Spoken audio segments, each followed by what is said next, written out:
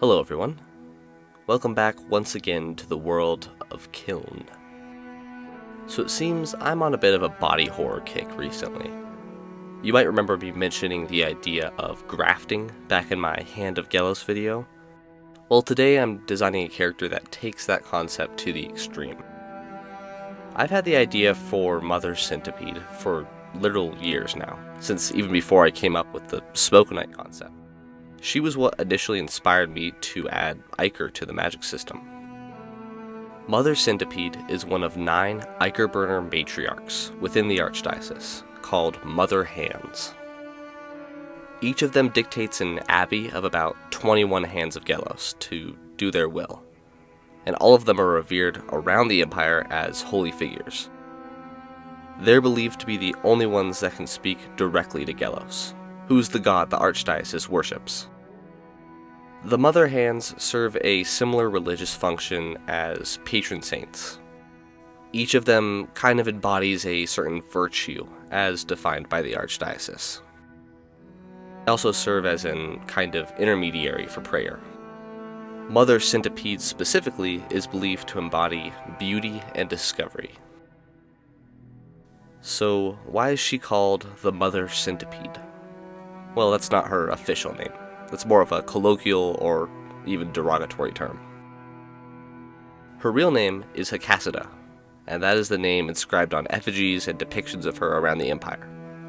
Mother Centipede, as you may have guessed, is a name inspired by her very unique anatomy. Through her experiments over centuries of Ichor burning, she has mastered the craft of melding flesh.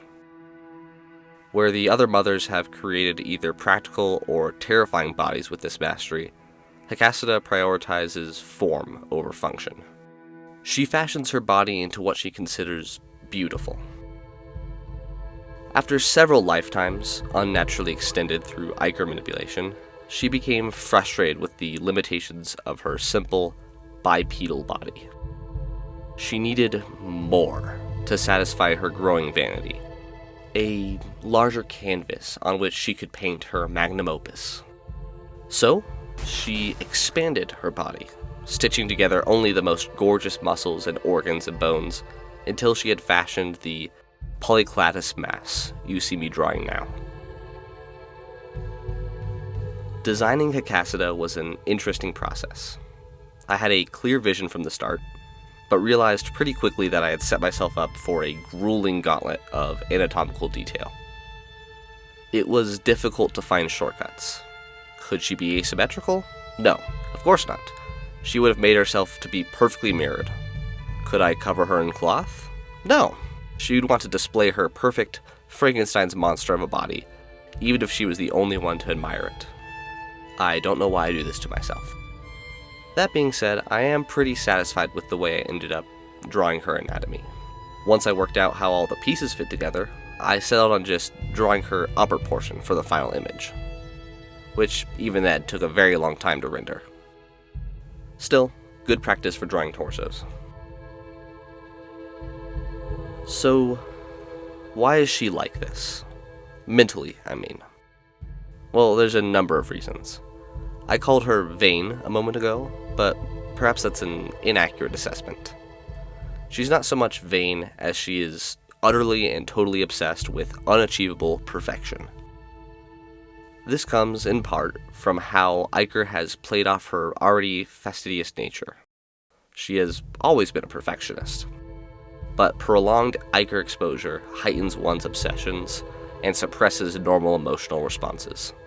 What all this means is that Hecasida is a genius of supreme focus and skill, but that she is consumed by a desire for flawlessness and cares little for frivolous things like morality and the greater good.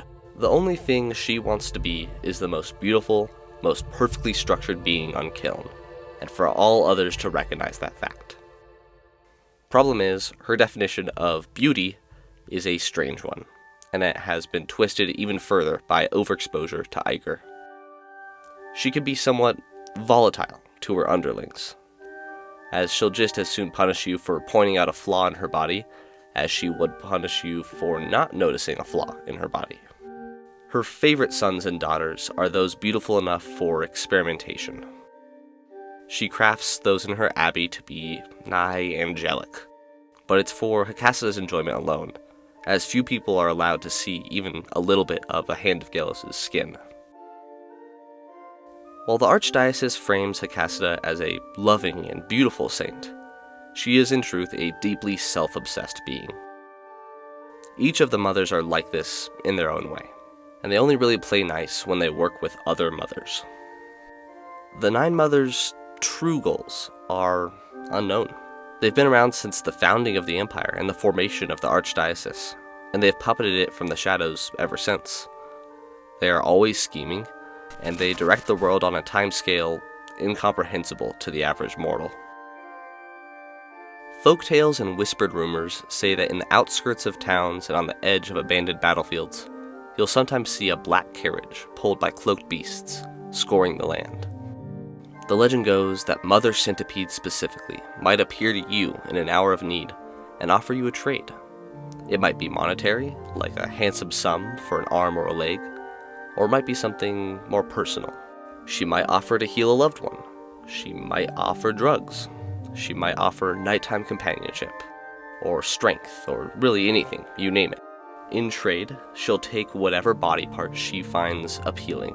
Your eyes, perhaps, your hands, even your heart. Then she'll leave and swear you to secrecy about your business. Nobody ever dies in her dealings, but many are left having given away more than they'd like.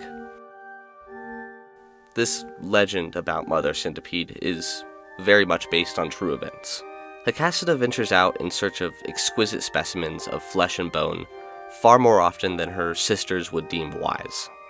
Should her hands report a beautiful maiden or a particularly sculpted physique, really anywhere in the Empire, she'll crawl out of her hole in the Archdiocese and then stalk her victim, learn of their problems, their tragedies, their deepest desires. Then she beckons them to her carriage, alone, of course, and makes a trade. She collects far more body parts than she needs for her own personal usage. No, she won't waste it all on herself. Hecasida and her sisters have their own secret projects that might just win them the war. The 9's greatest work is done deep in the stone, built over with stone, built over with stone, which was built over itself by the Empire. Deep, deep under the skin of Kiyln, and the catacombs beneath major cities. Down there, that's where the Mother Hand's talents really shine.